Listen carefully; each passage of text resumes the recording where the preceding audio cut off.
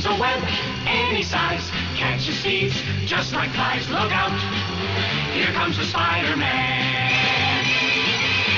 Hello and welcome again to Amazing Spider-Man Classics, the show that takes you through every book, every guest appearance, and every cameo appearance of the Amazing Spider-Man. My name is John Wilson, and with me on the show this month are Josh Bertoni from the Clone Saga Chronicles and the Marvel Star Wars podcast. Heyo. I also have with me Donovan Grant, also from the Clone Saga Chronicles and the Spectacular Webs podcast. Hiya, hiya. And our guest co-host this month, coming to us from Crisis to Crisis, a Superman podcast, is Jeffrey Taylor. Hey, yo. This week we have several Spider-Man comics that we're going to be talking about. And before we do that, however, we wanted to do some preliminary things. We have some emails we're going to read that we've gotten over the last month, which is very exciting.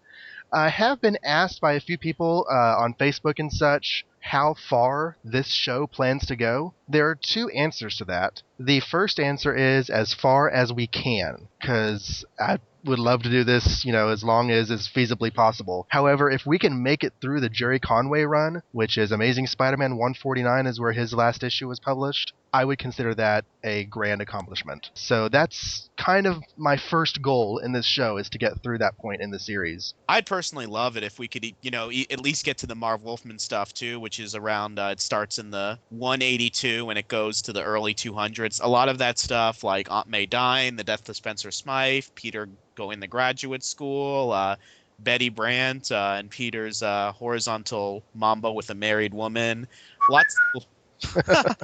Yeah, I mean, lots of good controversial stuff there. To me, the space between Jerry Conway and Roger Stern has only very few really solid stories, but the Marv Wolfman is the biggest and longest of that period. Having just read through those years of comics, I feel like there's not a whole lot that happened in his life during that time, except for what Marv Wolfman did. I was about to say, not a lot happened in his life. Not like, proposing to your longtime girlfriend, having her dump you, graduating college, leaving the job that you've been at since high school and working for a rival newspaper. Well, none of that's in there. There was that. Meeting the Black Cat. But that was all. That was all Marvy, right? Yeah, that was all Marvy. Okay. Yeah, no. I will say that for Len Wein though, not a lot happened during the Len Wein run. Yeah, that's where as far as I go. I just happened to read up to the Len Wein era. And I'm in the Denny books right now. There was a point on the Spider-Man Crawlspace podcast where JR called the early 200s the worst run of Amazing Spider-Man ever, and that's where I am, the Denny O'Neil books, and it's it's interesting. Sandman and the Hydro Man combined to form this King Kong-like monster, and I just shook my head. But anyways. Just going to say something? One of my favorites. That's one of the best. What are you talking about? That's how we got Hydro Man and Sandman come together to make some kind of Mud Man. That's just great. That's classic literature right there. It gave us Madam Web, which is one of the most annoying characters in Spider-Man history. She's intriguing, though. Oh, yes. No, she's not. Spider-Man! Okay, well, I haven't been painted by the 90s cartoon series. Madam Web! Voiced by Joan Lead, Stan Lee's wife. Okay, so I do want to extend some gratitudes. There have been several websites out there helping to promote the show, getting us a large number of listeners. Hello, all of you in Listenerland. But I want to send some thanks out to Michael Bailey with Views from the Long Box. That is a podcast covering various general comic book topics. Also, Scott Gardner with his Two True Freaks family of podcasts. Those are both excellent shows to listen to, and most especially Brad Douglas allows us to post a link to the show every episode on the Spider-Man Crawlspace website. Their website is an excellent resource for all things Spider-Man, and the podcast is a lot of fun to listen to every month. You ever hear of Michael Bailey, Jeff? I've heard tell of such a person, but I hear that he's very short. That's what I hear too. Didn't you do a show with him once? Yeah, I did. Still regretting it. We only have 5 years to go, though. Why don't you tell us about the From Crisis to Crisis show? Well, From Crisis to Crisis is, it all started, Michael Bailey had the idea to do it as a podcast, and I thought it was a great idea. He invited me to be his co-host on it, and what we're doing is talking about all the Superman comics published between Man of Steel #1 in 1986, going all the way to basically around the end of Infinite Crisis in 2006, because that's kind of its own era of Superman as far as the comics are concerned. And so we just did our 50th episode, which as we're recording this should be out pretty soon. By the time this is out, I'm sure that it's already going to be out. We'll be doing an emails episode soon, so check that out. That's available at the Superman homepage, and pretty much the only other thing that I do is write for the Superman homepage. I do the caption contest there. I review the Superman the Animated Series, the one that ran starting in 1996, although it's been a while since I've done one of those. I've just kind of put them off, just focusing on other projects, but I really do intend to get back to that very soon. But on the other hand, I've been intending that for a while. That sounds cool. I gotta check that out. I didn't know you did that. Yeah, I made it as far. I'm most of the way through. I'm more than halfway through. So I just need to actually sit down and start pounding those out again. Okay. But I'll be doing that soon. Sorry, Steve. Eunice. My exposure to Superman was extremely limited before y'all started doing your show. And it was just a very short time before you started doing it that I started reading the post-crisis Superman books that y'all are talking about. And I fell in love with the story, with the origin, with that treatment of the character. Then y'all started doing the show, and it's like I had suddenly new friends who also loved this story that was new to me, but it was old hat to y'all. But I've been following every week with the episodes since you started, and it is a lot of fun. I highly recommend, if you want to know more about Superman, if you want to explore the character, or if you love the character and want a good show to listen to, From Crisis to Crisis, a Superman podcast is the place to go. Well, I've also been told that we've inspired one or two other podcasts. Well, don't believe the hype. To one extent or another. Actually, I'm glad you brought that up because that is actually very, very true. What do you mean? Having listened to From Crisis to Crisis for, has it been a year yet? Not a year, but close to a year. It'll be a year next week. Oh, wow. It will be a year next week. 6 months ago, Zach Henderson and I got together to start a similar treatment of the Ultimate Spider-Man series on Teenage Wasteland, an Ultimate Spider-Man podcast, and really that's why I'm doing this podcast here. From Crisis to Crisis was the first podcast I started listening to, and I thought, hey, if they can do it with Superman, I can do it with Spider-Man, which to me are probably the front-runner characters of both the two major comic book companies, so I think they should both get the good treatment. Can I tell him about the email that I sent to you, or is that... Oh, yeah, go ahead. Yeah, Jeffrey, I actually told him when I first listened to the show, I was like, dude, you guys are like a direct lift from Crisis to Crisis. Everything that you do is like from their feature. And then like one of the next episodes... No, you didn't. And then one of the next episodes, because they were doing Elsewhere in the Ultimate Universe, they accidentally called it Elsewhere in the DC Universe. So I was like, come on. Are you trying... But no, but I said to them, I said to them, I love your show and I love what you're doing. You know, just like, just every single segment that you have is a direct lift from Crisis. But you guys are doing good otherwise. So well, that was actually how I first met John. It's not like our format is exclusive. It's not like it's not. Let's just call it open source. So it's fine if people end up using a similar format. That wouldn't bother me at all. I don't really know another way to do a comic book podcast.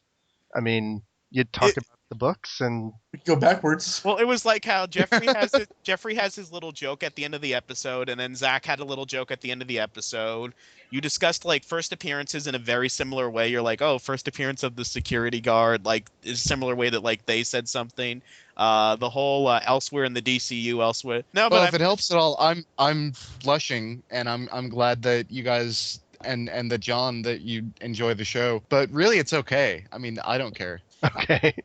Well, and let me just say for the record too, I like Teenage Wasteland. I mean, that was just a criticism that I have of it, but I like Teenage Wasteland. I think that they do a very, very good job. So we try. How far along are you guys on Teenage Wasteland? 46. We just recorded the Ultimate 6 story, so that's issue 46 of Ultimate Spider-Man. So I guess that's a third of the way through the first series. I thought that Ultimate that Ultimate 6 was its own miniseries. It was. They did a prelude issue in Ultimate Spider-Man 46. That's right. Okay. It's basically Sharon Carter telling us the story the whole time. Jeffrey, can you tell us just some of your background with comics, how you got into comics in general, and how you got into Spider-Man in particular? Well, I started off with Teenage Mutant Ninja Turtles when I was a kid. I was a big fan of them, and in fact, my dad used to play guitar with Peter Laird because they grew up not far away from each other in North Adams, Massachusetts. My first one was Teenage Mutant Ninja Turtles Adventures #6, which was put out by Archie. It spun out of the cartoon. The first 4 issues were actually based on the second arc that they were doing in the Ninja Turtles cartoon series, and then it kind of went off on its own. But that was the first time that I ever actually picked up a comic book. But I was always a Superman fan. And yes, I did say Superman, obviously. And big into the movies. Christopher Reeve's son was on my baseball team when I was 8 years old, and that kind of bolstered everything for me. And so I really got into the Superman comics right after Lois and Clark, The New Adventures of Superman started airing, because I was getting a Superman fix, basically, but it wasn't enough. I had to have more. So I got into the comics at that point, and I didn't get into Marvel till much later. But my Spider-Man exposure was limited to the 1990s cartoon series, the 1970s TV series, Oh yes. Awesome. and having one of the action figures as a kid, because I loved the colors on that figure. I think that was what really got me interested in what Spider-Man was all about, which is that it was such a colorful costume. It was a cool action figure to have too. And eventually I was really into comics, but I was much more of a DC guy. And I saw the first movie that got me into Ultimate Spider-Man. And from Ultimate Spider-Man, I really wanted to go back and read some of the earlier Amazing Spider-Man to get a feel for where this character came from. And so I got that 11 set, which now there's a DVD set that has even more stuff on it. Not a whole lot Or- more, but a little bit more. Not a whole lot more. Well, it had the annuals for one thing. My You didn't have the CD-ROM set annuals. was- Oh, Yeah. So I've actually never read annual #1. I've never read the first Secret Six story. okay. I'll have to send Sinister you. Six, that's what I said. The Insidious 6. Yes, no. My DC heritage just came out. Okay, but anyway though, yeah, I've read all of these early stories from Amazing Spider-Man only, all the way up to issue 300 and something. But these earliest ones are my favorite, and I love watching the evolution of the character. And that was why when I saw that you guys were doing the show, that I just said, hey, if you guys ever want to guest host, and apparently you guys just jumped at that, and I'm so happy to be on the show, and thanks for having me. Well, we're glad And to I'm have really you. And I'm really looking forward to talking about Electro and Mysterio and all the other guys, and Liz Allen with an A. Thank you. Josh is your new Excellent. best friend. That annoys me Okay. so much when people don't spell her name right. Well, it was misspelled in one of the issues we're going to be looking at. I know, yeah. Stan spells it all the time. Well, it's the letterer that writes it, so it's very possible. Sam that he's- Rosen. Or Artie Semic. Yeah, exactly. We'll just spell Stan Lee's name with only one E. Eh. Okay, so we have emails that have been written in from listeners of the show, and we thank you very much for that. We're going to read those and respond to them now. I have one that we got from Andrew Leyland. He's writing from the UK. He says, "Hi guys." I'm not going to try to do a British accent because although it may sound okay to me, it probably won't sound okay to you. Hi Hello, guys. Just a I lot. might. Oh no, that's Australian. Yeah. See? Oh, but if it's not Scottish, it's crap. We're a multicultural podcast. In Scotland, we've got three sizes of kilts. We've got wee, not so wee, and friggin' huge. We won't be after they listen to this. Read the blip and email, eh? Oh no. Okay. From Marcus. Reading it. Just a line from the UK to say how much I enjoyed podcast number 1, which I listened to whilst out running today. Good job all. I think the only thing I would add is that according to John Byrne, Spidey's costume was supposed to be red and black initially, not red and blue. That's why there was so much black. But you guys already knew that. Regarding Spidey's eyepieces, I quite like when they change size in the comics. Just one of the things comics do better than live action. But I liked it when they did that in Batman the Animated Series as well. Best wishes, Andrew Leyland. Josh, he said John Byrne. Am I like the John Byrne guy all of a sudden just because? You are now. Josh Bertoni, John Byrne, all that stuff. I haven't read it. Jeffrey hasn't read it. You guys have read it. And Josh, you're the one who's talked about it more, so it's all you. Well, yeah, but he's talking about the costume. I mean, that has, I think that's a separate thing than Chapter 1. But I've actually had a similar thought, that it really seems to me that in that initial book, they were actually making a red and black costume, not a red and blue costume. By the point where we are right now, it's definitely red and blue, but I can definitely see the point of it actually being red and black. Well, for Yeah, years, it's very- Batman had a blue costume. It was supposedly black, but Batman's costume was blue for like 50 years. It wasn't until the 70s where Denny O'Neil wrote a story where he said that it was a prose story where he said that it's black, but when it's reflected off of light, it appears blue. But that's not about Spider-Man, so. Well, black in these comic books is generally more for shading than anything else. So I mean, blue could be like a darker or perhaps a black. But when you take a look at Spider-Man in the daylight, it looks blue. It's very, very blue. It's often definitely a vibrant blue. Yeah, and I mean that's the color he is in the movies. That's the color he is in the cartoons. I have no qualms with the idea of him having gone through different costume designs over the years of his own accord. Same with Batman. So what if he wore a blue costume for a while in his career when he was feeling less dark? I don't have any problems with that. This is a stupid thing. Batman's blue ahead. period. I was gonna say like this. I kind of hung on to an idea when I was a kid that Spider-Man actually did go through. Like he would go through a different spider insignias on his chest and change them up. He has some shirts with the web pits and some shirts where they don't. But I know it's just artist consistency. It really is artist, and nowadays where they have so many artists writing the same book at the same time, Stan Lee was very hard and fast about consistency and character design, and this just doesn't exist anymore. Yeah, they don't even draw Peter Parker consistently in the current comic books. Like they really don't. Like sometimes he has long hair, sometimes he has short hair. Like even to this day. Yeah. Well, don't get me started on Lois Lane's hair in the Superman books. Yeah. Is it red? Is it brown? Is it black? Is it short? Is it long? I think I'll wear it long today. Lois Lane is actually a mutant, and her power is to change her hair spontaneously and cause all those around her not to notice. No, Well, her it's power. better than just being able to grow long fingernails. No, her power. She has a pheromone that makes every single guy want to propose to her. I read, and I did like a blog series years ago about every single issue of Lois Lane's series from the Silver Age, and they have like guys proposing to her like every issue that have known her for 10 seconds. You did a blog about that entire series? Yes, on LiveJournal for a long time. It was kind of popular. It got deleted because it was part of a community scans daily. I might be able to recover them though because somebody has a backup that I've been trying to get. If somebody has a backup, that would be awesome because I'm very close to the initiation to the commencement of that series in my Superman read through. I can't talk. So yeah, I would be curious to see your thoughts as I read through the books. I had a running list of all of her prospective fiancés over the years. She's been engaged to the Penguin. She's been engaged. She was engaged to Jimmy Olsen twice. There's like a weird list. Like Dick Grayson. She was engaged to Bruce Wayne at one point. Batman at another. There was a whole list of like 70 people that she's either proposed like. Most of them and she had lots of weddings too and there's also that issue where she transformed into a horse and then ran off with Comet the super horse. Yeah. We won't talk about what happened after that. Okay. My favorite. We won't talk about the issue where she married Beppo.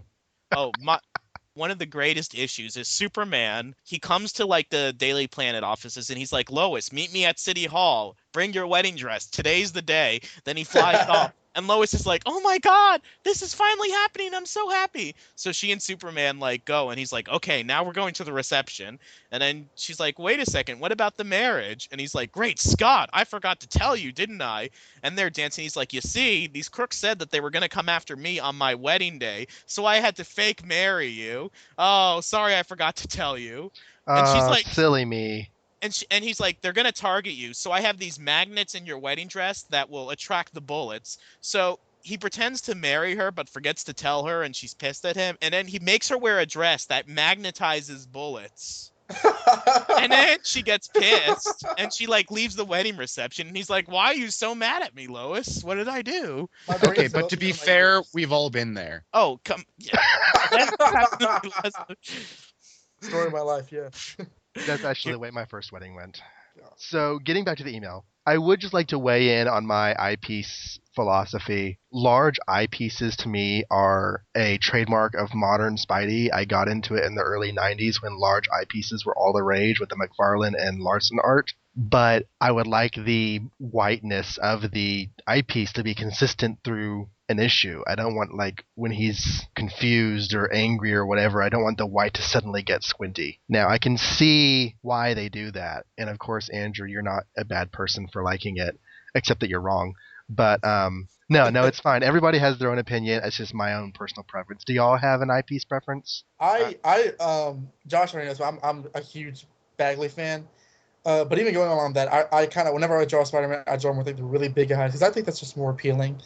And whenever I see him done with like the squinty, squirrely eyes, I kind of think that some artists are trying too hard. But I don't mind if they're a little smaller than what I'm used to. I'm with you. I kind of want more consistency. Like the Ditko eyes we're reading, the Ditko style that we're reading about today, that's perfectly fine to me too, as long as they're the same size through the issue. But, whatever. As a visual medium, comic books, I'm fine with it on that level. I guess I would have a bigger problem with it if it were to happen in the movie or in something live action. Oh, yeah. But just as a visual to get a point across, I'm okay with it. Especially if you can play it off as it's the way that the light is hitting his face or something like that, or his mask rather. Okay, we have another email that Don is going to read. Oh yes, it's titled Classics by Adam Spencer. Hi guys, I've listened to things a bit out of order because I've heard half the first podcast and then skipped to episode 4 about the Strange Tales annual. I don't know why you would do that, but never mind. I've read the Classic Amazings, but man, does that annual sound wacky. I was very amused about the FF talking about Ben going bad behind his back. That was awesome. And they do all the time in those first 20 issues. A Fantastic Four, yeah. It's like, what will happen if Ben gets too angry? He walks into the room. Oh, everyone be quiet. Hi, Ben. Hi, Ben. Love your hat today. Ah, I wish I could wear a hat like a normal human. It's all your fault, Reed. Ah! Anyways.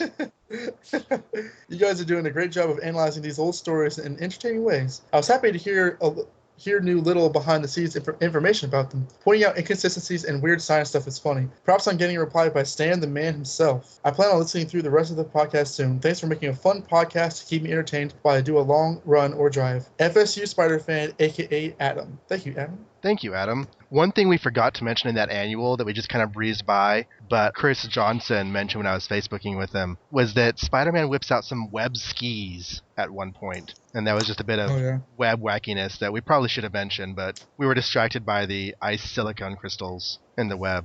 Thank you, Adam, for writing in. It's fun reading these old books, but yeah, Strange Tales Annual 2, after being my holy grail of Spider-Man stories for so long, was an interesting experience. Next email from Steve J. Rogers. Subject, He-Man. Hey guys, just wanted to add to the He-Man and pop culture conversation from the discussion on Amazing Spider-Man number 5.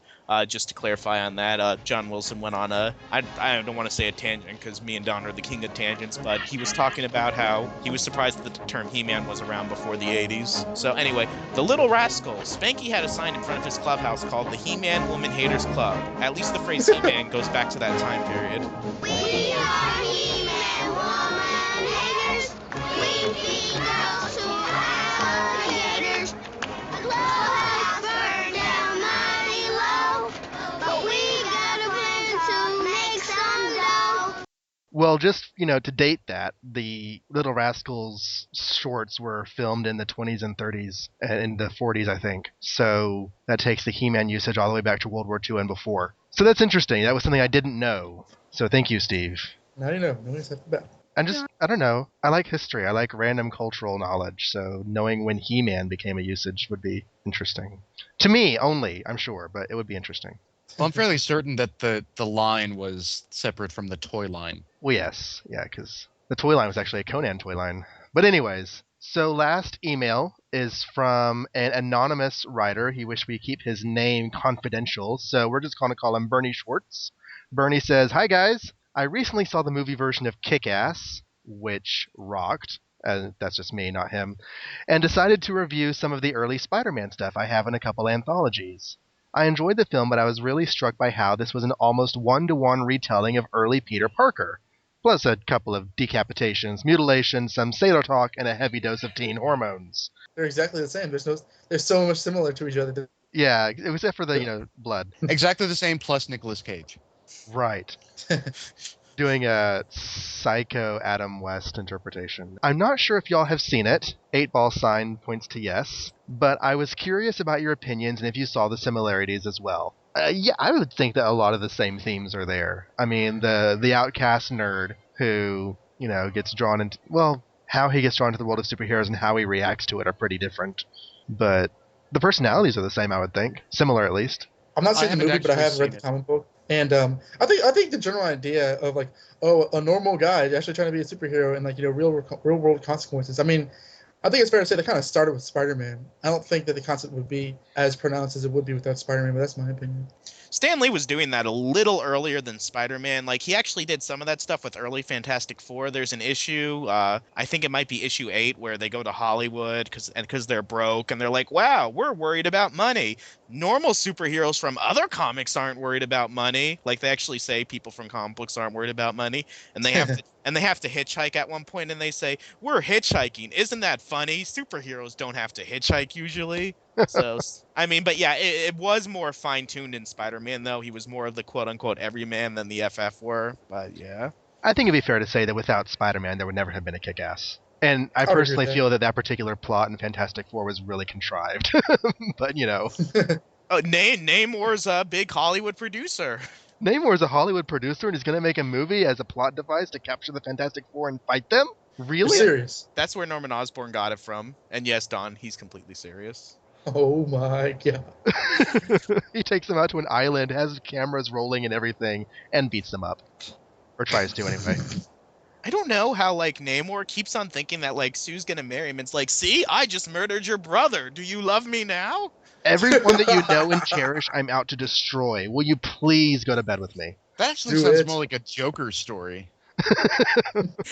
It's so crazy, yeah. It sounds like a Joker story from the Silver Age, though. Like, the It Joker does. would, like, Lord Batman, like, say, I'm making a movie on you. I wonder what the Joker's up to, chum. Let's play his little game. But then their final battle takes place in space. Great Scots! That's not a dinosaur robot movie prop. That's a real dinosaur. Run, chum, run. Luckily, I've I have never my before- anti-dinosaur rope. My guess is Millar and Romita would say it was an ironic homage parody of that early stuff. But the narrative structure and characters, to me at least, seem like they were more than just a wink to Origin Spidey.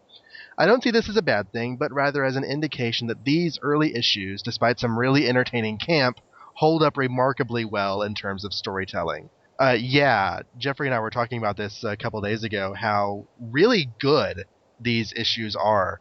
And actually, for those who haven't seen the movie, there's a throwaway line where she says, I read some of those early Ditko Spider-Mans you suggested, and they're really good. And yeah, these are really good books.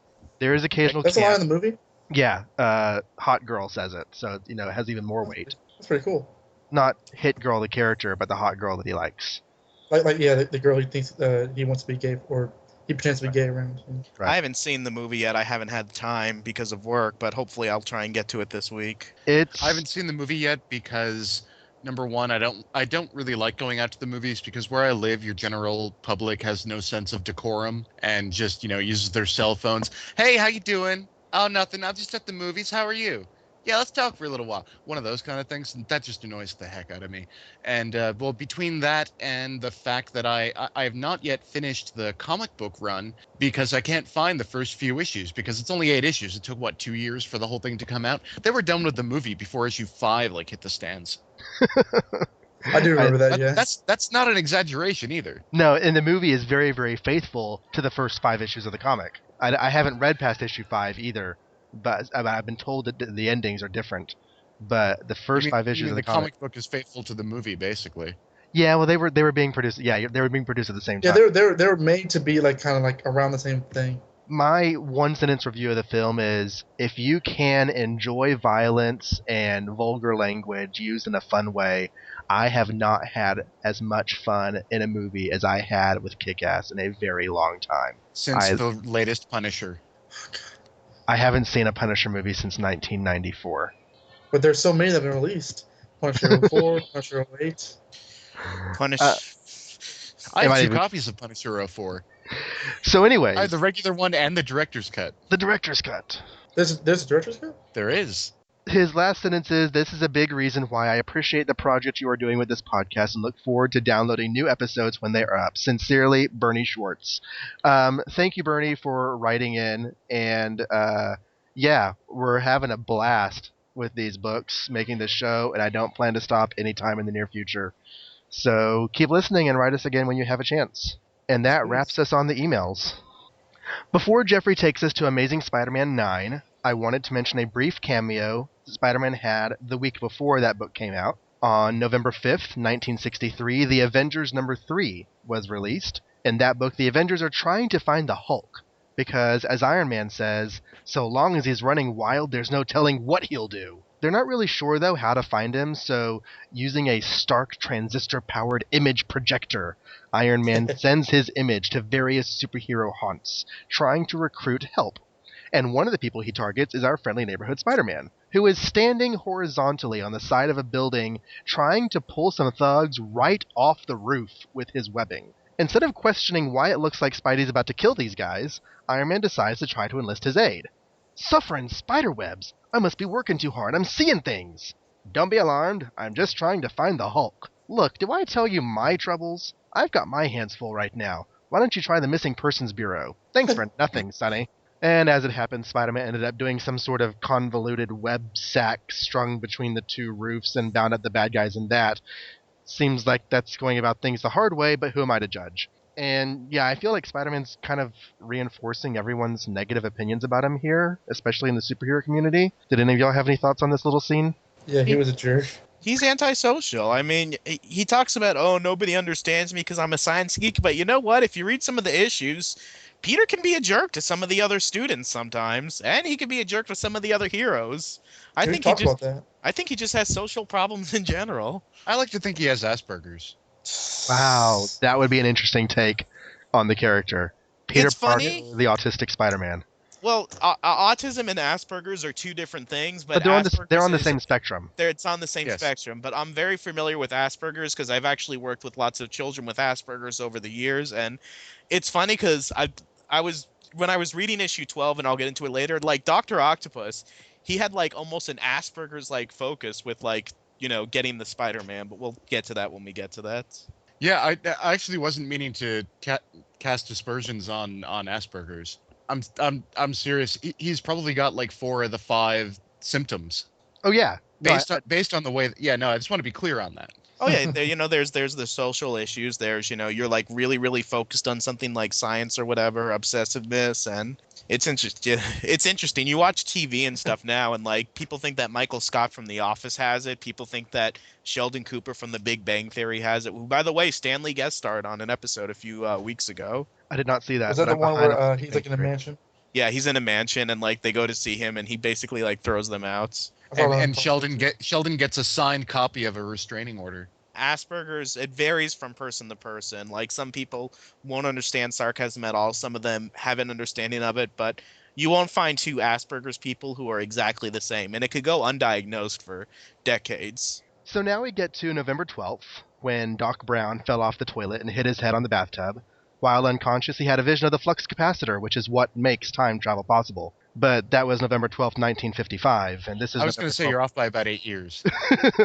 1963, when Amazing Spider-Man 9 was released, and Jeffrey is going to tell us about it. Yes, and I'm happy to tell you all about it. This is the Electro story. The title is The Man Called Electro. And taking a look at the story real quick, know something, little friend? If you're just starting to read this story, we envy you, because you're going to have a ball, as only Stan Lee can tell. So as we begin, Spider-Man is taking off, apparently following some bad guys, robbers that the police are chasing. The police are very happy that Spider-Man is along to help them, but Spider-Man just swings right on by and changes his clothes back to Peter Parker so that he can go give Aunt May the medicine that he just went to pick up, which is clearly more important than stopping these bad guys. Meanwhile, across town, Electro is putting on his costume and his little chest thingy, which I don't really know how to fully explain, so that he can charge up with some electricity from some electrodes on either side of him and go and rob an armored car. And he encircles the armored car guards with electricity so that he can make his escape. Peter Parker has called a doctor the following morning to go take a look at Aunt May and says that she now needs to go to the hospital.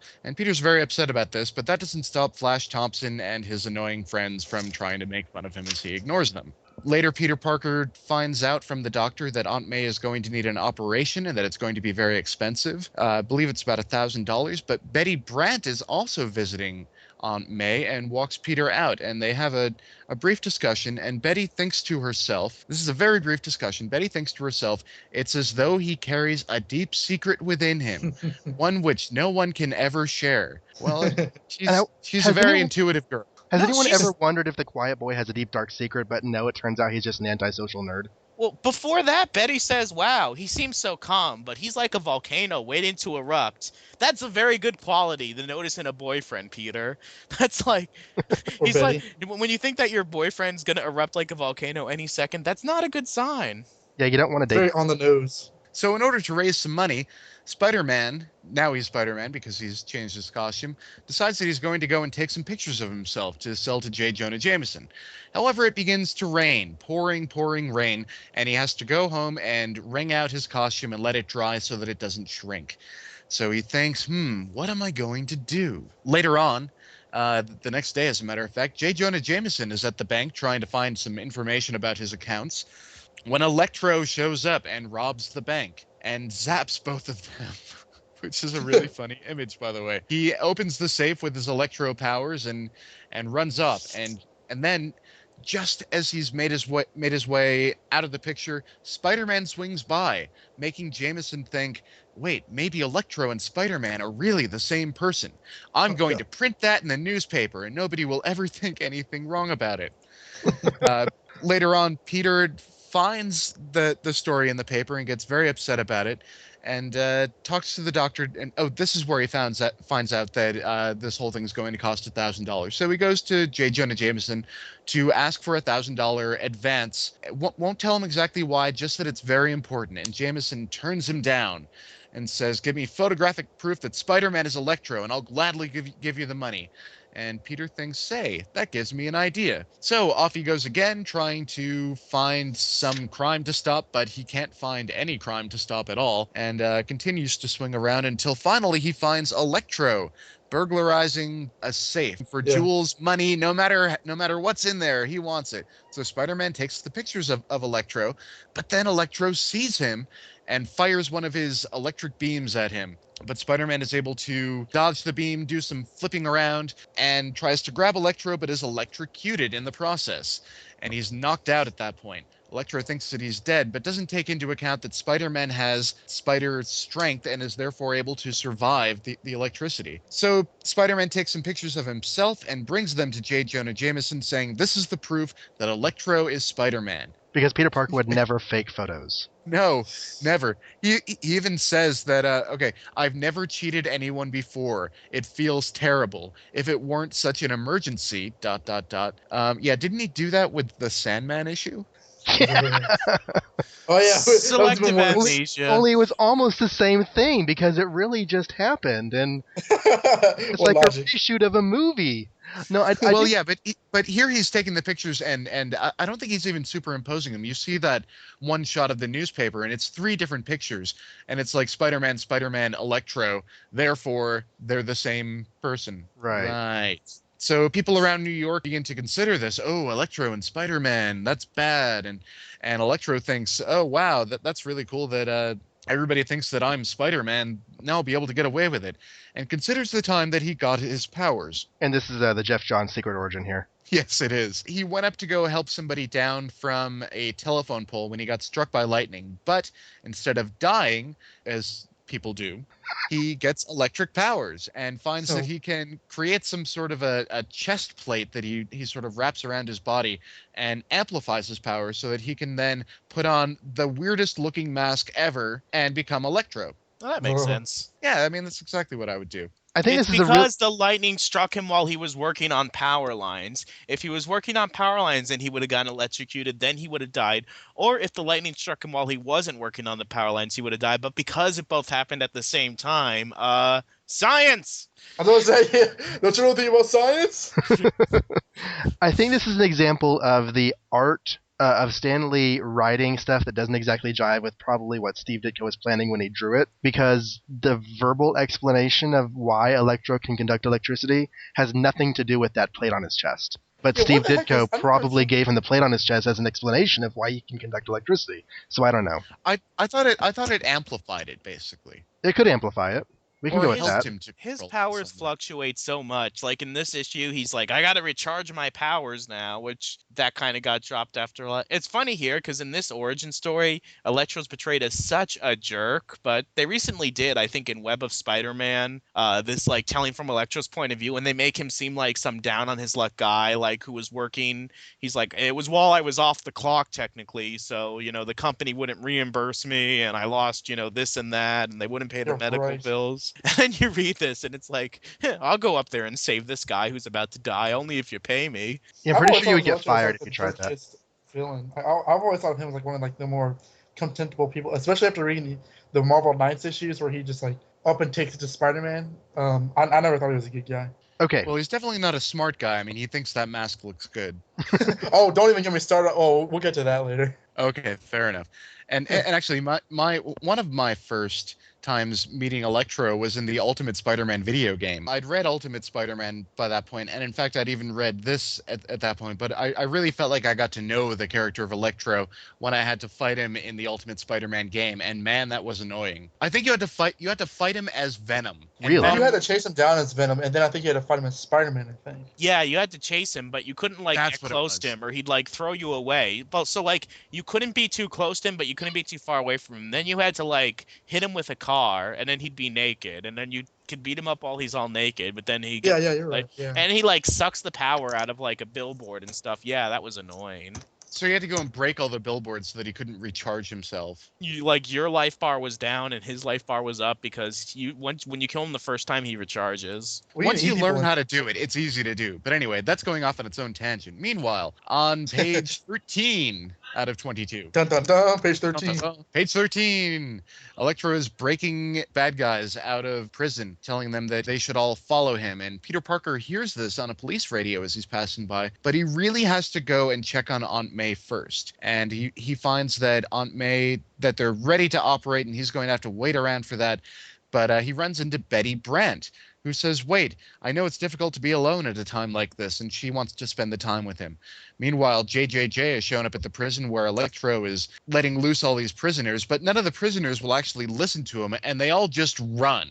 So the police are pretty much able to stop them and round them up, except for a few who do stick around. A little bit later on, back at the hospital, Peter hears from a doctor that Aunt May has survived her operation from whatever it is that was wrong with her, which is a diagnosis, by the way.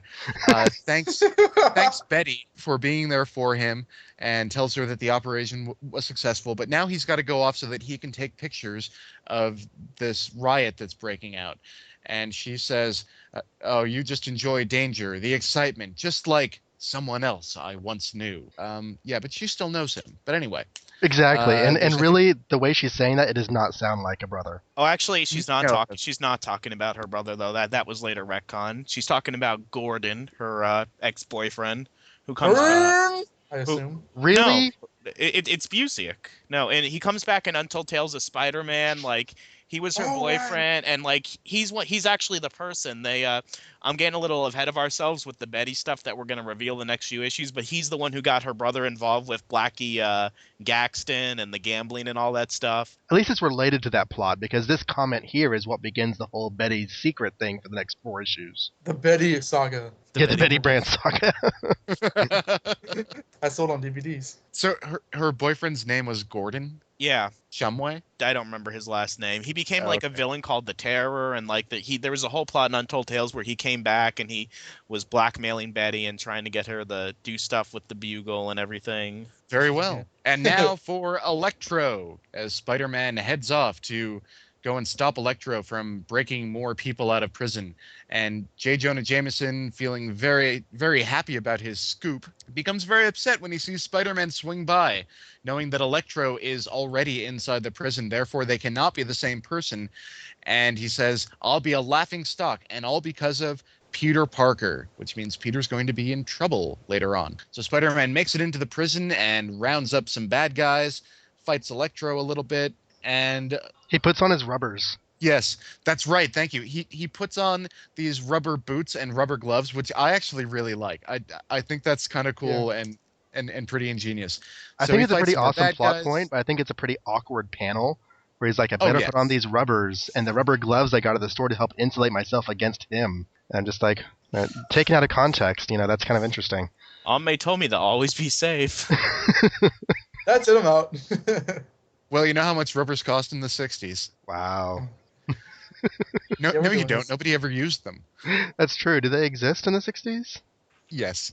Spider-Man kicks some sand at Electro, who electrifies it, turning it into glass. And then Spider-Man uses his web to mess up Electro's gun. Why he has a gun when he has electric powers, I'm not fully sure of, but regardless. And Spider-Man is able to block off some of the electricity that Electro is shooting at him by using his rubber gloves. And just then, he has an idea. Goes over to the wall and takes a fire hose, an emergency fire hose, and stops Electro a la Wicked Witch of the West theory. I'm melting. Oh, what a world. What a Aren't we world. still in like a prison cell hall or something? Yes. Why is there okay. I guess there are Well, fire it hoses in could prison be cells. it could be a riot hose. It could be a riot hose. It could be a riot hose. So Spider-Man takes Electro's mask off to reveal that it's somebody he's never seen before, and he has no idea who he is. So Spider-Man collects his camera, and outside, J. Jonah Jameson is fuming in the general direction of Betty Brant about how he's ruined and that he's going to sue Peter Parker and fire him. Peter Parker shows up and says, "Relax, JJJ, you're not firing me, and you're not suing me." And the reason is because he got all these great pictures of the fight with Electro. So J. Jonah Jameson decides not only to forgive Peter Parker, but that he's going to buy his pictures for a fraction of their value, which will make Peter very happy. And so, but here's the thing. Actually, no, he doesn't offer him, or no, he says that he won't take money for the pictures. What he'll do instead is not get fired or sued, which basically is Peter Parker's way of saying, yes, I am a fraud. I defrauded you. I did the wrong thing, but it's all okay now. And JJJ is okay with that. And he thinks to himself, I'm robbing him. I'll make a fortune with his pictures, but I deserve it because he is a fool. And I love that face. I mean, that's like an I love awesome that quote. It's such a dickish quote. It's the J.J. It's pretty- Jameson supervillain face. Oh my god, yeah, look at him there. He's like such a miser. Wow, I deserve it because he's a fool. Like, I love that reasoning. And like It- Betty it- walks by, what we don't see is Betty walking by being like, Jonah, what are you doing? Why are you looking like that? So Peter goes to talk to Betty one more time, but Betty's not. She's turning up her nose at him and not happy with his thrill seeking.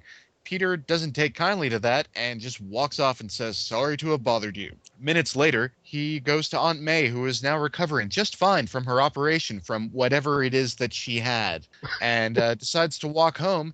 And Betty shows up just behind him and says, please don't be angry. I'm sorry for what I did. And once again, the girl is wrong. That's the message here. As always. He's like, I'm gonna apologize to her right now. She's like, Peter, I'm so sorry. Yeah, you better be, babe. And that's how they fall in love, because she was wrong. And they lived happily ever after for another couple of issues. Yeah. They lived Let's happily be ever less after young folks. until he was partially responsible for her brother's death, and she kind of forgave him. Then she said, how dare you cheat on me with this blonde person? Anyway, I'm gonna openly date this other person, which is allowed. Then they broke up. Spoiling. Then she got married. Then she left her husband and they slept together. Then the husband punched him in the face. And then they separated again. And then her husband died and she had a nervous breakdown and joined a cult. Are we done? Thank you for listening to Amazing Spider-Man That's like the Classics. whole. That's like the next 20 years of Betty Brant right there. Oh, I didn't even get to like when she became like a Rambo clone in the 90s. Or I know, that'd be Oh, 30. man. Oh, thank you for that. remember that cover where like she's holding the gun and then like the caption says, "That's Betty Brant?" Oh And, my like- lord. in question marks and stuff. God almighty. Okay. So- Electro's design, it sucks. Says I, Donovan Grant. You know, I, I just- go ahead. You liked it? No, I did not get as a kid the fact that there was a black hood over the rest of his head. I was trying to figure out where his head went because it's all in black all the time. They never show him from the back. But yeah, Yeah. he has a black hood covering his head and then the sparks on his He's like a front. cowl, yeah. I don't know. I mean, I said it before on the Spec Webs podcast, but to me, like this costume, kind of like is what people point at when they make fun of comic books. Right. And I'm not knocking Ditko because I think Ditko's a really good artist, but I just thought this is one of like the weakest designs. Like a starfish head, really? It's What do you guys definitely a think kind of about design that could never make it into a live action interpretation. it? Hell no. Middle panel on page 10, the back of Elektra's head. Ah, yes. Yeah? Well, it's webbed, isn't it? Well, that's Really? not webbed. Really? Well, Oh yeah, I guess there it is. John Byrne did do a Oh, here we redesign go. of Electro's costume during Chapter 1, and that redesign actually stuck in like the regular titles for a few years. It was like a blue costume. Oh, I remember seeing that on Yeah. Yeah, covers and too. stuff. Okay, yeah. Really cool splash page with Peter Yeah, I love it. cast of characters on one side and Spider-Man's cast of characters on the other. And bipolar Betty, who like she's like, "Oh, Peter, I'm so happy and smiling." Then the next one, she's like turning her head away. Yeah. Betty's weird because everyone else on that side is reacting to Spider-Man, but Betty has no reaction to Spider-Man in this story. She has a happy and a sad reaction to Peter, but oh well. Well, She's going women through a can rough accept time. Yeah, Yeah, with her brother. When being girls all the- reach a certain age, they go through changes. let's not do This is the first indication that Betty's a high school dropout. Because before then, it was like, wait a second, this is some adult that Peter's dating. And Stanley will later say in the letters pages that Betty is actually a year younger than Peter, just to kind of like put the final nail in the coffin of Peter dating a married woman. Yeah, we have that in a couple issues we're going to cover that it's going to end up being on next week's show. Is that letter page? But yeah, this is the first time they've actually put it in the script. But the way that letter answer is done, it's almost like they had planned it, before this. I don't know. We all know how that went. In my, because I've been reading for so long with a certain interpretation, I still see Betty as like that. She's young, but she's not that. I mean, I know she is younger than Peter Parker, but it's hard for me to get it past the fact that, as I always thought that she was a couple years older than him, but it is what it is. There's still certain writers who don't get that either. Like, they'll talk about in Wizard interviews and stuff, and how she was the older woman in his life, and it's like a very, very obscure fact. I don't even know if Stan even remembers it, because Stan would just say stuff like off the fly to make it up. Like, I can just see like somebody's like, "Hey Stan, people have a problem with Betty being an older woman. She's a high school dropout and she's a year younger than Peter." Yeah, put that. It's canon. One of my problems with Aunt May later on in Ditko's run is whenever in Untold Tales and in these amazing issues Aunt May was in the hospital, Betty would always be there. And she'd always visit Aunt May, and she'd always like, be sending flowers and I know where this stuff. is going. And she'd always, yeah. And then Aunt May, how does she respond to like, this nice girl who's befriending her and dating her nephew? Whenever Betty's not around, it's Peter. You need to dump that girl and date this neighbor. Right. Well, the thing is that she just gets younger and younger. So I think this whole operation that she's having is really just Botox. Yeah. They never say what it is, and it's like, But whatever it is, I think this is actually what makes Aunt May sick for the rest of the whole, saga of Aunt May's health. This is the first time that Aunt May's gotten sick, and it won't be the last. her And they first botched the hospital- operation so that she never recovers. Okay, and Jonah's an idiot because when he sees Electro and Electro says, "You're J. Jonah Jameson," Jameson's thinking, "Electro, he knows who I am. He must be Yeah, someone no, who I true. know. You are J. Jonah Jameson. Aren't you like the biggest media figure in the city? Aren't you always on TV? And you're surprised that Electro knows who you are? He must be someone that you know." Yeah, that narrows it down to like, 80% of New York City, I'm sure. It just doesn't make any sense. Going back to the Aunt May thing, just because I had another half of a note on that. Regardless of what else you might say about the stories in Spider-Man since One More Day, one thing they haven't done, as far as I know, is put Aunt May back in the hospital. Oh, give it time. Credit for that, because they actually had a rule: no girls falling off of bridges and no lifting large objects. And no sick ants. I don't think he said anything about no sick ants, but I mean, I will give them credit for that. So She was in a bed. It just wasn't a hospital bed. By the time that this episode is released, like, there'll be an issue of Aunt May in the hospital. Like, it'll be out the week that this podcast is edited in there. It'll be like this issue where, like, at the beginning, a girl falls off a bridge. In the middle, Aunt May's in the hospital, and Spider-Man has to lift himself from a large piece of wreckage to save her. I love that these stories really focus on the problems with the dual identity, and it gets even more intricate once J. Jonah Jameson realizes that Parker's photos are fake. It's covered a little too easily at the end, I think, but it was really interesting up until that point. right. I always thought that Jonah was way too forgiving of Peter, truth be told. I can see where you're saying that, but this is the same guy who says, "How do you do it, Parker? How do you get this picture of Spider-Man? Our arrangement, no secrets. Okay, I don't care. Just give me the picture." So I can kind of see him just bending over backwards for these pictures for no reason. But I do understand what you guys are saying. So Betty and Peter, I guess, have been seeing each other since we last saw her in like issue, what is this, 9? So that would be at the end of issue 7. Yeah, well, they just kind of flirt at the end of issue 7, and like it's not really clear. Like, I mean, obviously, Untold Tales filled in those gaps that they actually went out on a date, but here it's like, are they just friends? Now they're in Are they love. like the caption says that they're feeling love? Like, is it dating or because we never see them kiss or anything, you know? And the tone of the end of issue 7, I mean, I would not Kissing be is going surprised all if the the way. next panel was, a little bit of makeout, Kissing is like going all the way in the early 60s. Well, you kiss and then you propose. propose. Kissing is like third base. Right. Instead of Sometimes- third base. Sometimes you get married before you get there. If a guy hadn't proposed to you by like the 5th date, he was afraid of commitment. The weird thing is, in that like panel when they're talking about Spider-Man, at the end of the last page, it says the superhero who could be you. I think that was the tagline that they used for Captain Universe. When I was Steve thinking the Ditko- exact same thing. That was Captain Universe. Yeah. Fine. Well, because Steve Ditko does do a lot of like different tropes over and over again, and one of them is like the superhero who could be you. Another one is like in the early Lee Ditko issues. I don't know if this was primarily Lee or Ditko that did this, but whenever somebody would be unmasked, they always had Spider-Man saying, "Wow, I thought it was going to be someone who I know, but I've never seen this guy before." In a movie, I'd say it must be the butler. I think that they did that with the Crime Master later on, and Right. maybe one or two other times. The crime master. I remember, and obviously this with the lecture, but I can't think off the top of my head anybody else. Yeah, but it was definitely with those two. But that's the writing side of things. So I'm thinking that's a Stan Lee.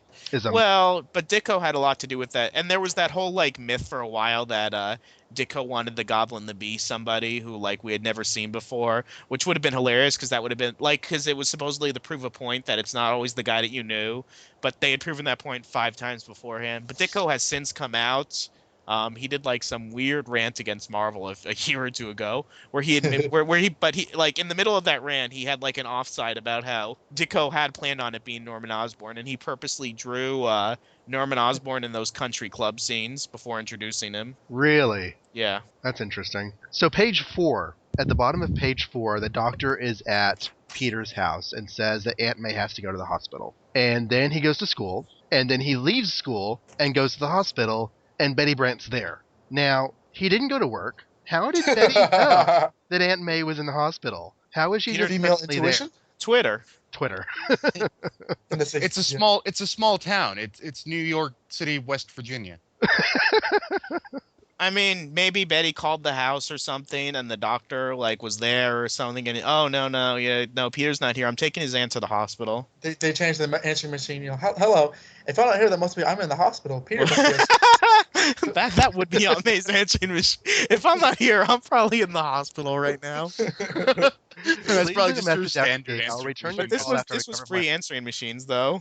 Yeah. My favorite room is number 2354. Well, when Peter walks into the hospital and he sees Betty, he does that Marvel Comics trope of whenever, like, you notice in a Marvel comic, whenever you run into somebody, you call them by their first and last name. You say, Betty Brands? Like, when I run into, like, my friend, Perry, I don't say, Perry Schwartz, is that you? I call him by his first name or something. We should start calling each other by our first last name too. It sounds more official. Like with some people like Michael Bailey, like Michael Bailey is like his like first is his like Michael Bailey is his first name, No one just calls him Michael. I or just Bailey. call him Michael. I just call Or him. Brad Douglas. You should all call each other by your superhero names.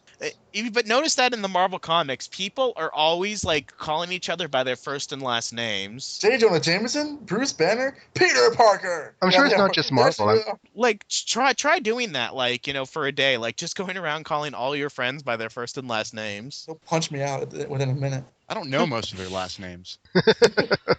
I try not to ask too many questions. So Jonah is like telling the bank what to do. He's like, give me my numbers, I need them now.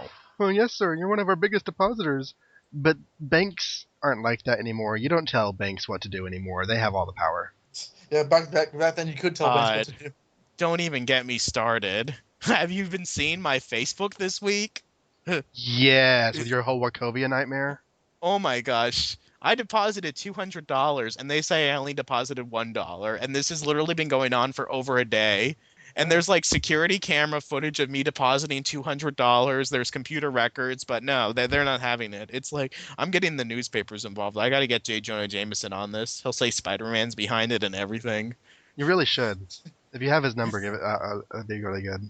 I do like that finally, for the first time, we actually see a little bit of. It's a leap in logic, but there is some logic to Jonah's suspicion that Electro is Spider-Man. He Yeah, did, because Electro knows who J. Jonah Jameson is. but then he climbs up the wall, and then Spider-Man's right there. I mean, it's a stretch, but there's a connection as far as, like, Sandman, where it's just like, Spider-Man and Sandman! They're the same person! What a For no tool. reason at all. I don't know. Maybe later on when Jonah and Marla were married, like, Jonah's so paranoid he thinks that, like, Spider-Man's, like, sleeping with his wife or something. I found a cobweb in the bathroom, Marla. You've been seeing Spider-Man, haven't you? No? Haven't you? Haven't No? you? Look Right. at me. And Electro climbing up the wall, like, the explanation's given. He's, like, using his electricity to... Yeah, they say that out loud right next to him, and he says, "Well, that must be Spider-Man." He's using his electricity to climb up the wall. How is that even possible? Static Yeah. electricity can make you stick to it. Yeah, I'm sure. It makes your Static hair would be stick to balloons, right? It can totally support your body weight. It can make the balloon stick to a wall. Because out of static electricity and gravity, static electricity is, of course, going to win. If you have Well- enough of it, probably. Electro is one of those guys who I know he appears in the Sinister Six issue, but he doesn't appear for a long time after this, doesn't he? She's not in the Ramita issues, not that I can remember. I will do a He quick was- look-see. He was very sporadic with his appearances. Well, it's just as well, think he's ready. he's pretty much a B-list villain when it comes down to it. And he's also another one of there are not that many of these in the early issues, but non-animal based villains. I mean, for animal-based villains, we have Dr. Octopus, Octopus, the Vulture, things Lizard. like that. But I mean, other than Sandman, well, I guess the Chameleon you wouldn't really count. But most of Spider-Man's villains in these early issues, I'd say at least half, are animal based. Oh yeah, the Lizard too. Right. Mhm. It's like in the same way that Batman has very psychological villains, and the about Flash to has say. villains that are one note, because the Flash has one power, so most of his villains have one thing: cold or heat or Mirrors. trickstering. Right. He's a gimmick villain. or topping. Just for the record, Spider-Man appearances of Electro are number 9, Annual 1, number 82, and number 187. He was Oh appearing, right, I do remember that. he Yeah. was appearing in Daredevil, to be fair. There were some appearances of Daredevil and and Fantastic Four. Daredevil Defenders, issue 2, I Marvel actually team did up. that. But yeah, he was very sporadic. Well, people that probably didn't Did they respond stop well him to with a his bucket of water in those too? Now, that's something that There- was carried over to the Ultimate, which I think is kind of ingenious because it's a classic way to think of stopping an electricity thing. It's a short amount with water. I always But, thought that Electro and Shocker were, like, a little too similar. I mean, Well, yeah, Electro controls all definitely see electricity. Shocker just shocks you from his hands. I mean, yeah, but but isn't Shocker vibration based? Yeah. it doesn't matter. The way that the writers write him, he's supposed to be vibration based, but they use it like he's shooting electricity half the time. Okay. Well, Shocker's powers are more like think of like a little hand buzzer. It's a lot more like that. You're not getting shot. You're getting like buzzed like really badly. That's why I took it anyway. My first time meeting the Shocker was in the Spider-Man movie video game. Oh, yeah? That was fun. I like fighting him in that game. I first met the Shocker with the Deadly Foes of Spider-Man miniseries. Shocker! You can't Can't escape me. I'll chase you to the ends of the earth. The check's in the mail, baby. What Awesome. the hell was that? Oh, Wolverine shirt. Watch that. Spider-Man: The Alien Costume Part 2 from the 90s series. Okay. I just reviewed that. It was the most entertaining 20 minutes of my life. They did a musical episode? They might as well have since he was like raising his voice so high, and then Shocker's like, so very painful or sort of painful. That's up to you. You, I'm gonna save you for dessert. And you, you're the main course. As he tilts his head like a psycho. If you Okay. if you're ever bored, watch the Alien Costume 3-parter, particularly Part 2. It's fun. It's awesome. What are you doing? I told you I give up. That's funny. I give up too. Being a friendly neighborhood Spider-Man. And then he eats Don't it. even think about it. Who needs to think? Is this from the 90s animated series? Yes, the Hell most yeah. melodramatic thing in the world. I watched all of those about 2 years ago, I think. I watched them all through from the beginning to the end. I love those I haven't ones. seen it since it was on the air. The last season was an acid trip with like lizard people Yes. and like Secret War, and then like that last like 2-part episode with like Spider Carnage and Uncle Oh, that was Ben great. and Gwen Stacy and like all the reality stuff, and And then Madam Web just shows up. Madam Web was like, Adam was like Zordon in the show. no, my favorite scene ever is the end of like the season finale where Point. Mary Jane gets sucked into the black hole and Peter just lays into Madam Web. So speaking of page 7, Sorry. Go, what? at the bottom of page 7, you have the most useless eyewitness ever. He was average height, very confident, and never seemed to doubt his power. And the police is like, what else can you tell us, sir? Oh, that was He funny. never seemed to doubt his power. Oh, really? Put the head out. APB. Yeah. APB on guy who is confident and average height. Hey. Johnny Storm just got arrested. Awesome. Is this issue the first time that Spider-Man took his camera, set it on automatic on a web, and just took photos that way? He I did don't it with think 4 so. for the Sandman reshoot. Okay. Well, we did it on a web, and he set it on, like, a shelf or something. Okay, but this would probably be his first time doing it during a real fight. There's instances where like he's holding his camera in the early issues, like he's taking a picture of the Vulture like 2 feet away from the Vulture's face while they're fighting, and it's like, okay, he's gonna see the picture in the paper and no, idiot. But I think Jeffrey's right. I think as far as planning it, I'm going into a fight. I'm going to set my camera down here, turn it on automatic, and get the pictures. I think this is the first time he's done it. This is the first time also that where he like doesn't go out crime fighting because it's raining. I thought that was kind of cool. Well, no, not because it's raining, because he can't take pictures in the rain.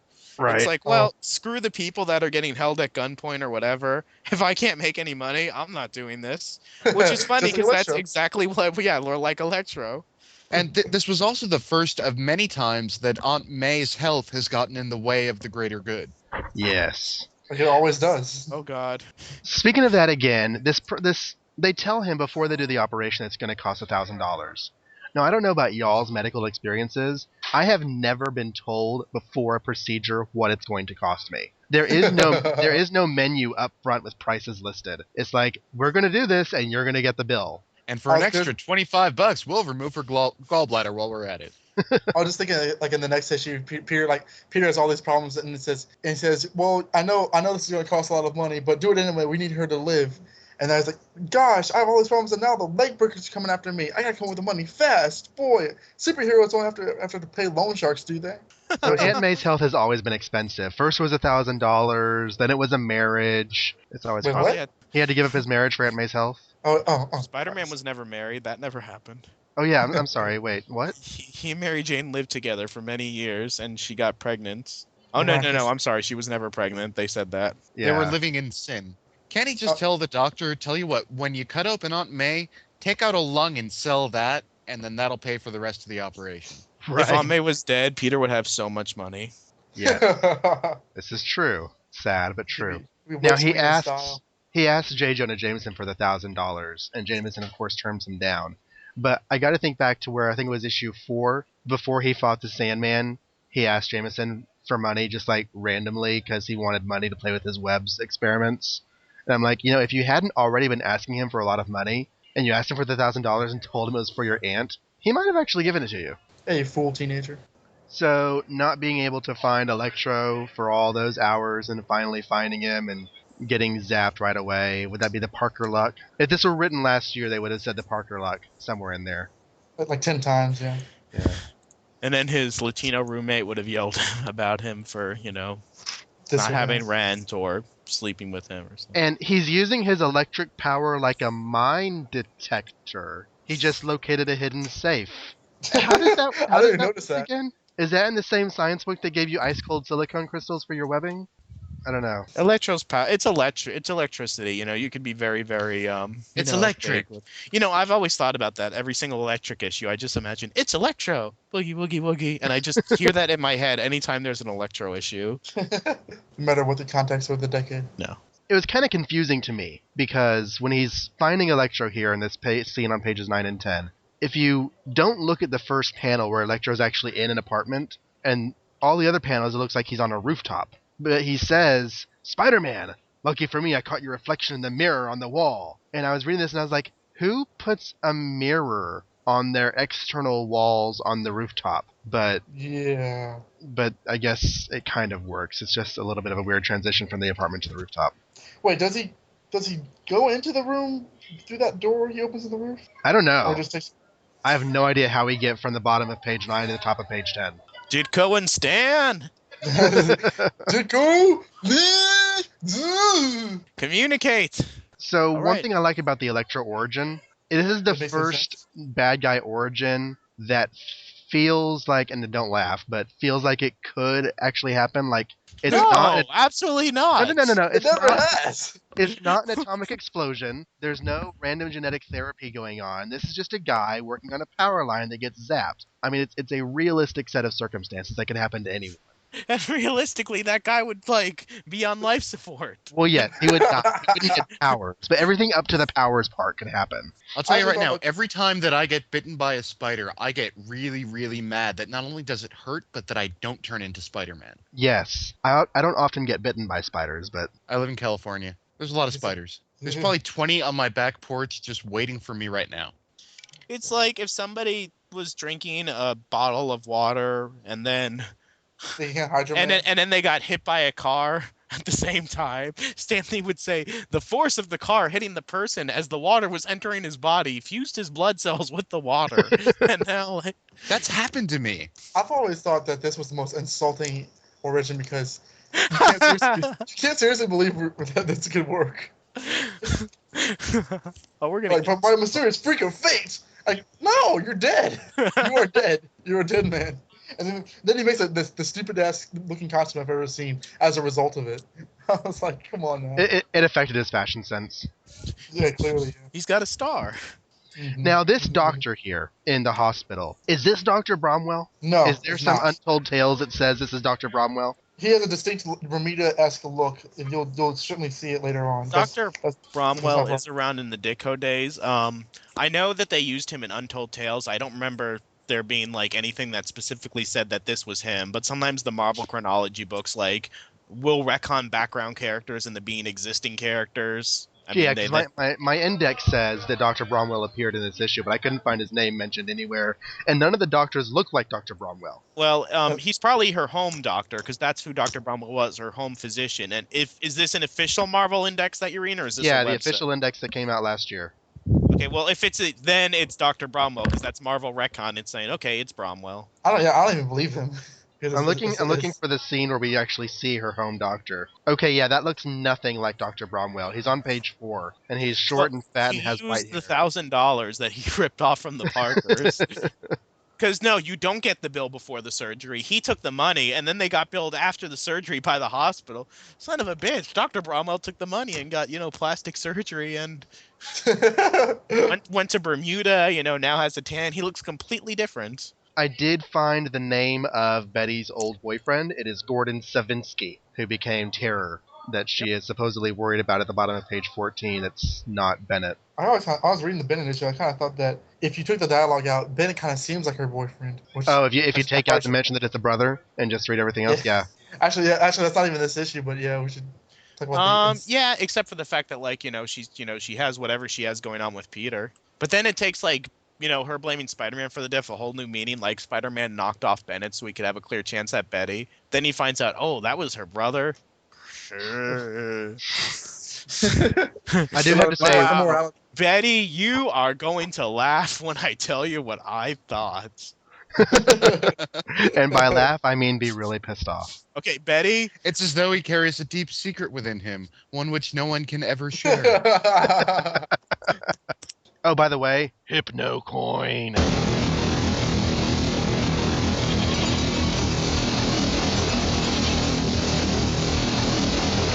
But yeah, my favorite. I like the one for the kite that zooms 500 feet in 3 minutes. What's that? There's so many yeah. schemes in these. Hey, kids, sell grit. Sell grits? What? Yes. Grit.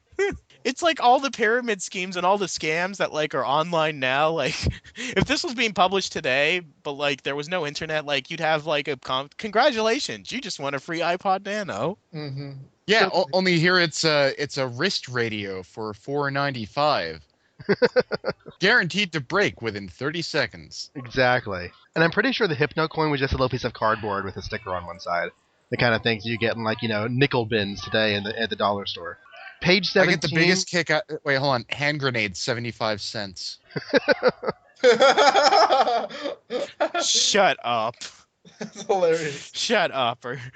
It's on the ad right after page 11. God. In the lower right-hand side, hand grenades, 75 cents. Exactly. That's It's where right all of above Marvel's the readers went. yeah, it's right above the bank vault with alarm for $1.49. Wow.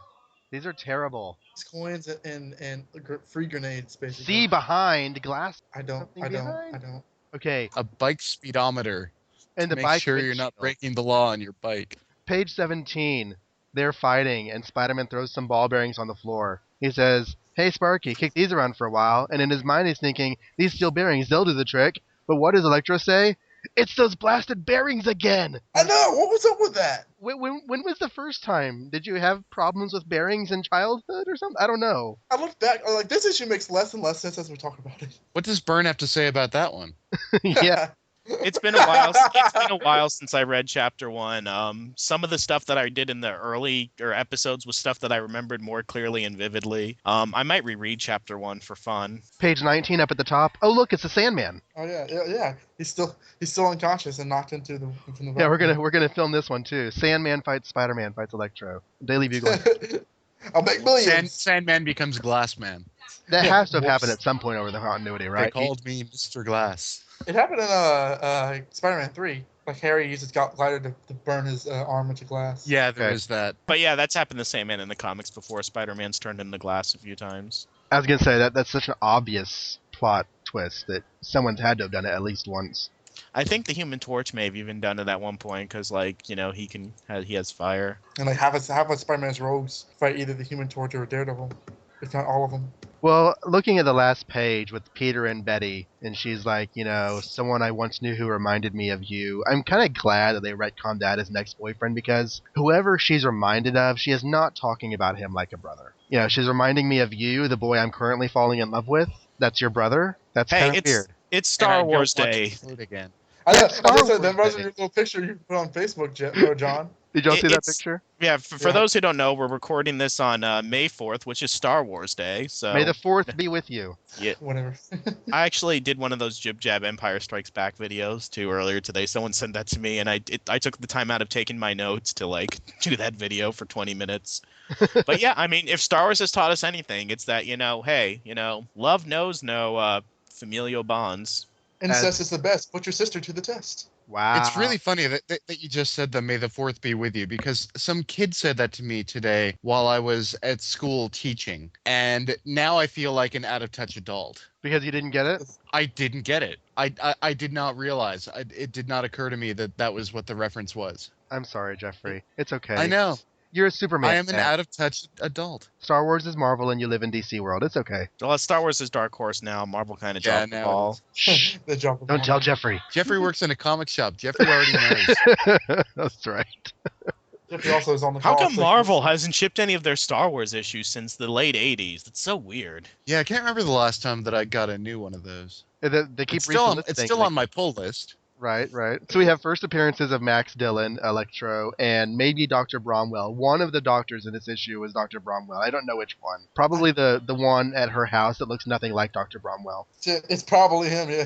But I thought this was a really cool issue. I mean, yeah, Electro's a cheesy, corny villain, but there were lots of really good character moments, lots of good Peter Parker stuff, nice, Yeah. solid couple of fights, although just a whole bunch of gobbledygook about electromagnetism. And more character development towards, faking a picture. I could see why he did it now. Like, rereading the issue, it's like, yeah, his Aunt May could have possibly died, although we don't know how life-threatening this thing was. Like, could have been, like, like a vanity surgery or something. I mean, under the circumstance, I mean, this isn't like what recently happened in the books where he faked the picture because, he felt sorry for Jonah and he wanted to end the investigation quicker. He was worried about the death and life of his aunt, so. Right. Yes, but he does admit, basically, to having faked the photos to J. Jonah Jameson, who immediately forgives him because of the photos that he now has. He does take moral responsibility in its inner dialogue, unlike 624 or whatever. And Betty is not like, oh it's my still god. fraud. It's still like the reason that Eddie Brock lost his job. Oh, yeah. Exactly, yeah. And Betty should be seeing this thinking, oh my god, it's just like Gordon, my ex who was doing this stuff, and my brother Bennett, lying, cheating, stealing. Now Peter's doing it. No, her reaction is, you went to the prison riot, not you faked a photo for $1,000. Well, you made the parallel with Eddie Brock, and I was just thinking that Eddie Brock's grievance was actually probably lesser than this, because at least he thought his source was real, even though it turned out to be a lying, sociopath or whatever the story there was. Eddie Brock thought he had a real source. Spider-Man is just faking his photos. Because he's a hero, he can get away with it. Yes, well, he's the hero of the story. But again, as we said before, we'll say it again, Peter Parker is not a perfect guy. He has issues. little Chad Kroger there, Josh. He has over 600 issues. Yes. Ah. So this issue did have an ad for the Fantastic Four number 23, The Master Plan of Doctor Doom. And that was actually a pretty cool story. The FF toss around the idea of a new leader, which kind of peeves Reed. And the story ends with Doom getting blown out into space on an asteroid careening out of our solar system. Because surely he could never come back from that. Oh, but... The letters page goes up through Amazing Spider-Man number 5 and the Strange Tales Annual. The couple of things I saw that were of note. David Busset, or Busset, B-U-S-E-T, asks for Spidey to tangle with the Hulk, which we will actually see in one of our June episodes. We learn in a response to Gordon Flagg Jr. that the letterers end every sentence with an exclamation point because supposedly they're easier to see than periods. And this is actually a thing that gets brought up a lot in letters columns over the years, and whenever they actually decide to bring periods back into their copy, they sort of make a big announcement about it. It's kind of silly. But Michael... But not so big that they would use an exclamation point for it. Exactly. Bringing in periods! Followed by a period.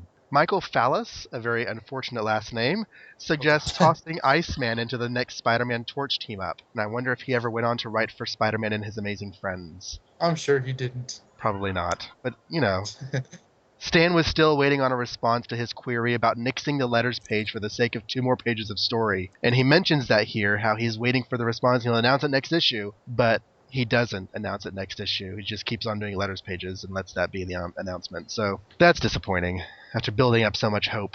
Later, in November of 1963, 2 very important events happened. Of course, everyone knows that President John Kennedy was assassinated in my home city of Dallas, Texas. On my birthday. On your birthday, November 22nd? Second, yep. And that's not actually my home city. I grew up in a I wasn't born at the time, but it's on my birth date. Yes. Kind of reminds me of Butter's birthday from South Park. What was Butter's birthday? I don't remember. I'm going to guess September 9/11. Okay, yeah.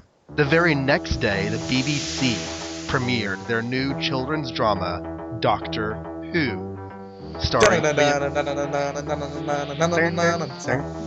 William Hartnell, William Russell, Jacqueline Hill, Carol Ann Ford. And never seen a full episode ever. It is awesome. Yeah, I would have to pick and choose which one of the old series I would recommend watching because there's a lot of garbage. I hear it's really good. There's lots of. The new series is almost all good. There are very few clunkers. There definitely are clunkers, but there aren't that many of them. I like generally all of it. In fact, I just watched the latest episode earlier today. It sounds like one of those shows where it's really hard to get into because it's really heavy and stuff, and it's been going on for years. If you get into the modern series, you can kind of follow it because they give you what you need to know, and it's not all that complicated. The old series actually avoided continuity pretty heavily. Even when they brought back villains, they didn't really talk about a whole lot as far as their past encounters or anything. The new series is very accessible to new viewers, but it is more continuity heavy because you have the ongoing relationships and emotional dramas and everything. So, within itself, though, not with the old series.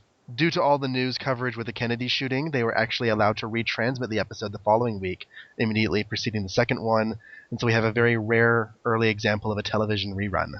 And that's my current events of the world, which I don't really do very much, but I thought I'd do it for Doctor Who because I love my Doctor Who. And with Doctor Who, we are going to wrap up the episode for this week, folks. Jeffrey Taylor will be joining us next week for coverage of Amazing Spider-Man numbers 10 and 11. Be sure to check out his podcast, From Crisis to Crisis, a Superman podcast, available from iTunes or supermanhomepage.com or fortressofbaileytude.com, where where you can get a month in the life of Superman every week. Should you wish to write into the show and have your emails read on the air, you may write us at AmazingSpidermanClassics@gmail.com. You can also find show notes and information about the episode or leave comments at AmazingSpiderman.libsyn.com. And I try to keep the group updated on Facebook. Just search Amazing Spider-Man Classics and join the group on Facebook. This has been another episode of Amazing Spider-Man Classics. Thank you for listening. Good night.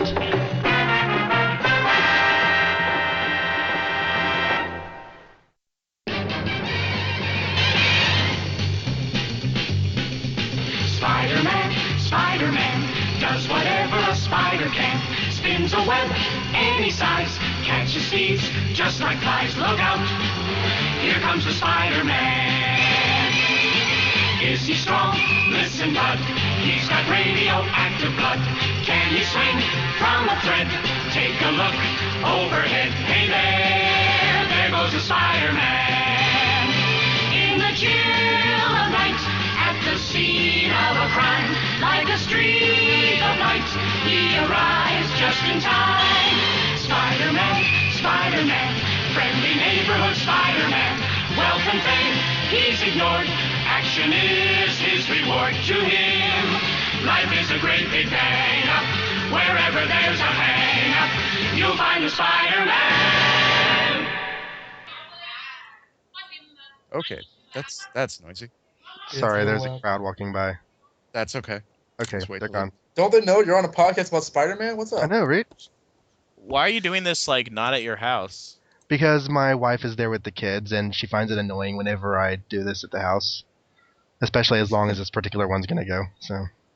Why is she not in the kitchen making you a sandwich? Hey, listen, Missy, get back in the kitchen and make me some pie.